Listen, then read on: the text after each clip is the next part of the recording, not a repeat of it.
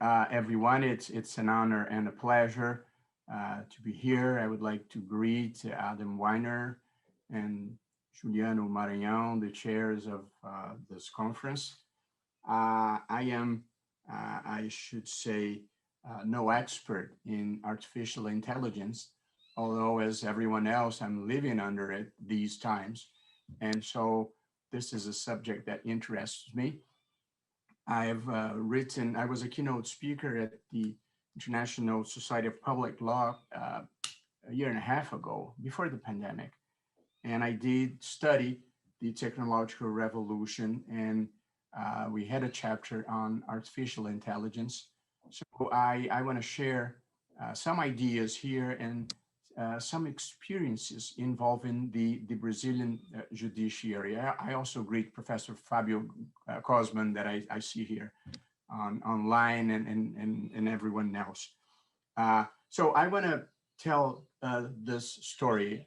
It's a long story, but I'll try to be very brief. It's indeed the history of humanity and how we got to this point where artificial intelligence has come to center stage. Uh, so the a quick history recap, I'll call it. It all started about 3.5 billion years ago when the Big Bang occurred and the universe emerged with its fundamental elements: matter, energy, time, and space. Just over 9 billion years later, the solar system was formed. With it came the Earth, when the first signs of organic life date back to 4 billion years. The remotest ancestors of humans supposedly appeared 2.5 million years ago. Our direct ancestor lineage, the Homo sapiens, has its origins traced back to about 70,000 years, meaning that we are children in the universe. As you can see, I really went way back. But one point, which is the first relevant point I would like to make here, is that writing was only invented in the year 3500 before the Common Era. And this is something that has always struck me, and I want to stress here the emblematic works of the history of humanity, like the Hebrew Bible, the Greek Iliad, the Indian Mahabharata, and the first Buddhist scriptures were transmitted across generations as oral narratives. And that has always surprised me, that writing is so recent in the history of humanity.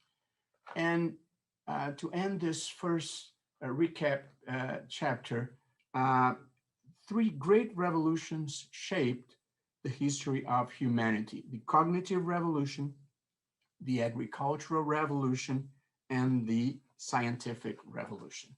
And we are now living, as we all know, the scientific revolution or the digital revolution, which is considered, that's the conventional wisdom these days, which is considered the third industrial revolution.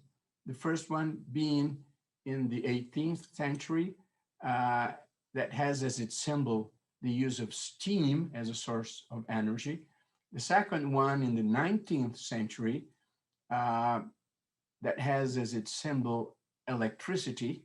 And now this third industrial revolution, the digital revolution, that has as its symbol the world connected through personal computers and the internet. So this is the world we're living in, the world of the technological or digital revolution that has completely changed the way we live, the way we travel, the way we buy books, the way we do a research, the way we listen to music. It's a world that has a set of new words that identify utilities and gadgets. that until recently we didn't know the words and we didn't have the utilities. And apparently, we would not be able to live without them anymore. And I made a short list here. Uh, Google. So for the young generations, it's been possible to live without Googling someone or something. Uh, Other new words: WhatsApp, Uber, Dropbox, Skype, Facebook, Twitter, Instagram, Waze, Spotify, Amazon, iTunes, Netflix, YouTube, and for singles, there's also Tinder. So the all these words are uh, like a rubber stamp for this new world we are living in. The most valuable companies today are no longer oil companies like Shell and Exxon, or manufacturers of equipment and or car makers like General Motors and Ford, or manufacturers of equipment and appliances like General Electric, which were the most valuable companies probably 20 years ago when Fabio, Cosman, and I were still very young. We are still very young, but we are in our third youth now, Fabio, I would say. So uh, it's a totally new world in which the main companies now are Amazon, Apple, Facebook, Google, and Microsoft. So innovation and innovations in technological advancements, I would say, build this brave new world in which we are living. The world of information technology, biotechnology, nanotechnology, 3D printing, autonomous cars, uh, quantic computing, and the Internet of Things. Uh, and by now, we are starting to talk about the fourth industrial revolution as an unfolding of the digital revolution. This fourth revolution is a product of the fusion of information technology, biotechnology, and artificial intelligence. And then we're getting closer to our main subject here.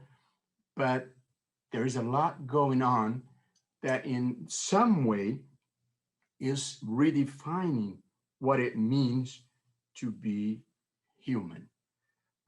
This and it's interesting. Like algorithm has become probably one of the most important concepts of our time, and of course, it's basic for artificial intelligence for AI.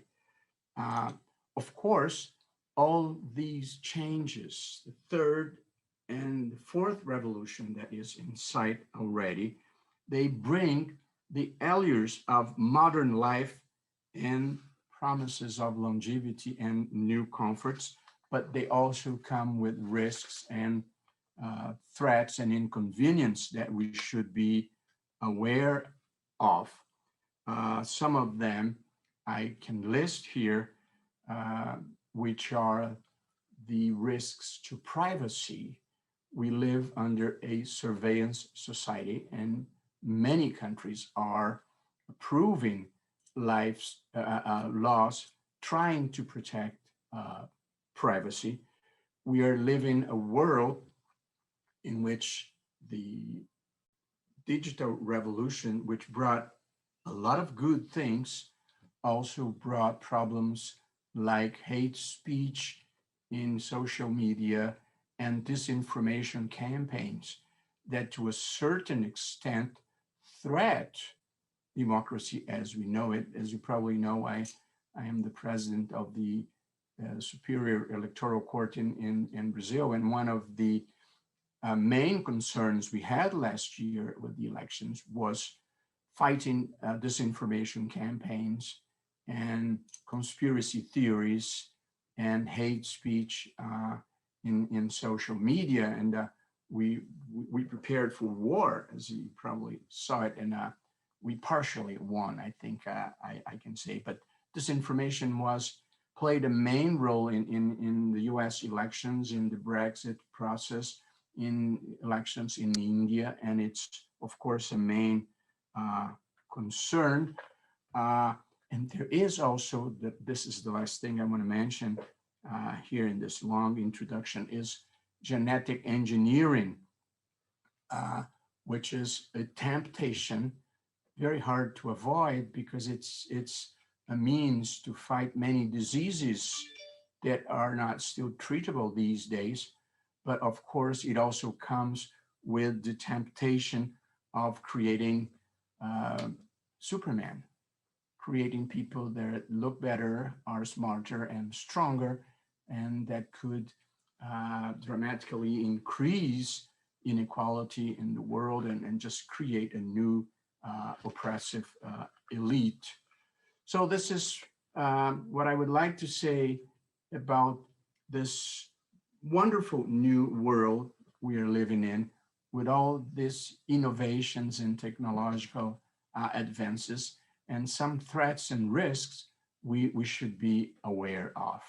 So now I talk a little bit and specifically about artificial intelligence, which I guess most people here know more than I do on that subject. But I would like to start with a short personal story. I was in Yale in New Haven in 1988, 1989, and my wife has had a friend whose husband was there at Yale also in 1988 studying artificial intelligence. 1988. I had never heard of it, as you might guess, having lived in Brazil all my life. And I was very impressive by what he was telling me. And to be true, very cynical that we could get anywhere with what he was telling me he was doing. And you must understand that was a world in which most people did not even have a personal computer. 1988 was the first time I saw a personal computer. And at the law school, they had a lab with computers that we could use and write documents that we would retrieve with big floppy disks. Uh, some of you, at least the older ones, might recall what that was. So a personal computer was something not widespread yet, although the law school and the university would would fund the buying of it. And I did buy my first IBM PS2 at that time. It didn't um, catch up and Mac came, but that was what Yale had at that time. And I did buy one. And it was like an investment. So we are talking about a pre-internet time in 1988. And by then, there were people from Israel. The guy was from Israel studying artificial intelligence. So I was very impressed. And I've paid attention to AI since then. And I wrote a few notes in this recent article that I prepared. And I just want to go through them very uh, quickly during my time before I talk a little bit about the use of AI in the Brazilian judiciary. Uh, so my reflection on intelligence, artificial intelligence, which is allowing the transfer of typically human decision-making activities and capabilities to machines that are fed with data, statistics and information. And I'm a senior fellow at the Harvard Kennedy School, and I went to visit one of the people that really study AI at the MIT. He recently passed away. Patrick Winston was his name, and he was telling me that at this point, that was a couple of years ago, machines, as we know, they have no ideas of their own yet and no discernment as to right or wrong. That is to say, artificial intelligence depends still entirely on the human intelligence that feeds it. And that's a point that I always pay attention because that is a breakthrough that people are seeking. But clearly, as far as I know, um, AI do not have consciousness and emotions at this point. And I know that there have been important experiences with, playing chess or playing Go, which is a game we don't have here in Brazil, but people that describe the breakthroughs in artificial intelligence like to emphasize how the computer was able to beat the champion in this area. But as we know, artificial intelligence is now all over our ordinary lives. And I'm not talking about, well, I could be talking about Siri, that I don't know if you've seen, but it has interrupted me in court a couple times by one of them saying, I agree with you, which I was very happy to hear. And Alexa that I have here at my home, and that helps me with some basic activities and information. Uh, as I mentioned before, a lot of progress is being made with autonomous car, with self-driving cars. I often use for foreign language Google Translator, and it's amazing how much they have improved the capacities of translation with the artificial intelligence.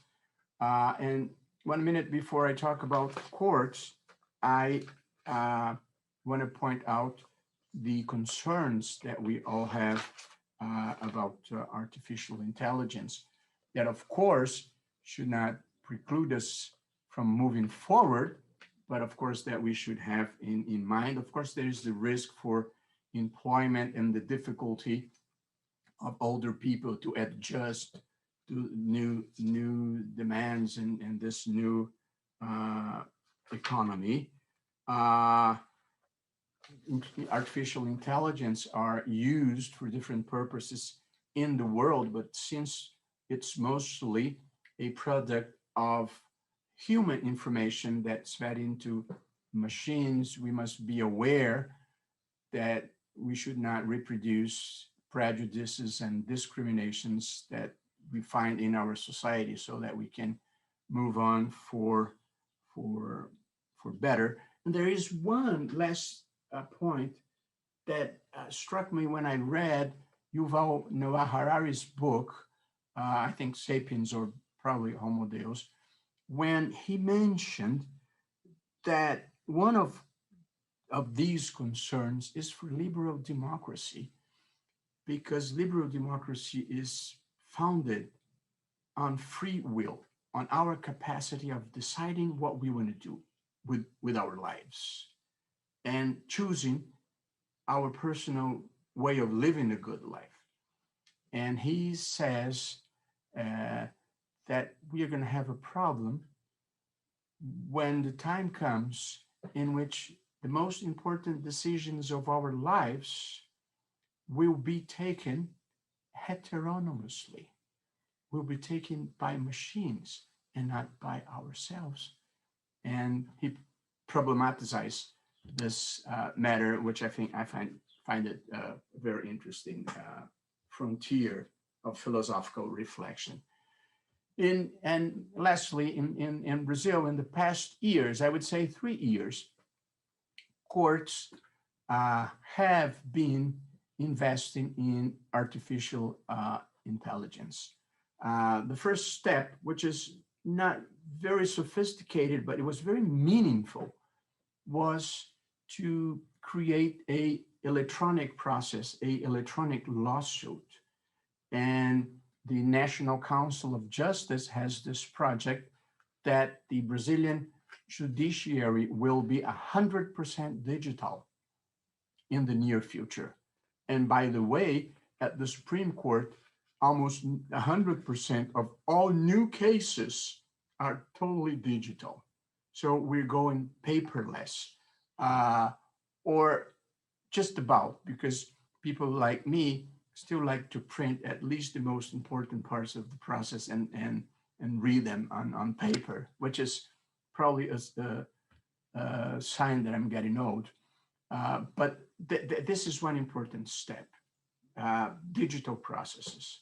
And one other thing that most courts, we have 27 states, if we include the federal district, most of them have gone digital, and most of them are now using AI for sorting out processes, for sorting out lawsuits.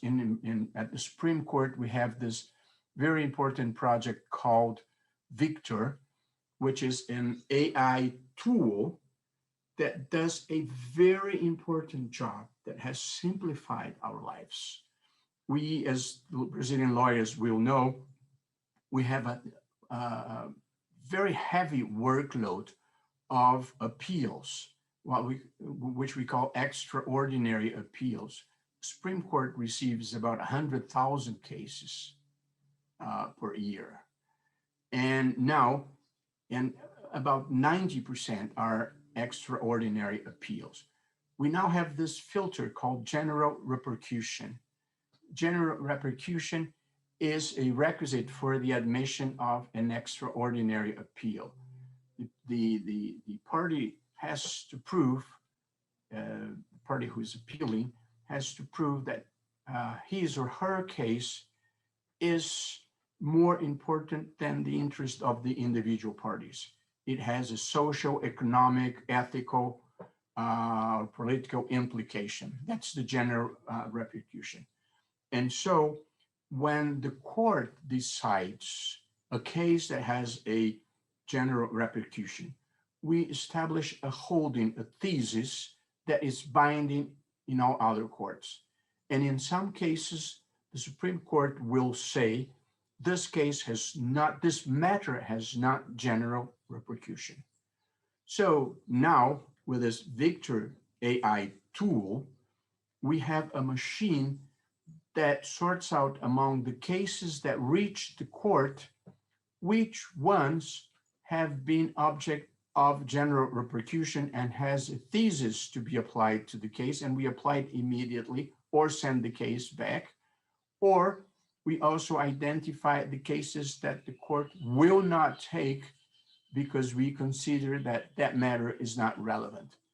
And this has simplified incredibly the workload of the justices because we get rid of quite a lot of cases that should not reach the court. This is all done at the Office of the Chief Justice. They have a team that supervises the AI tool that we use, but this has revolutionized the work at the Supreme Court.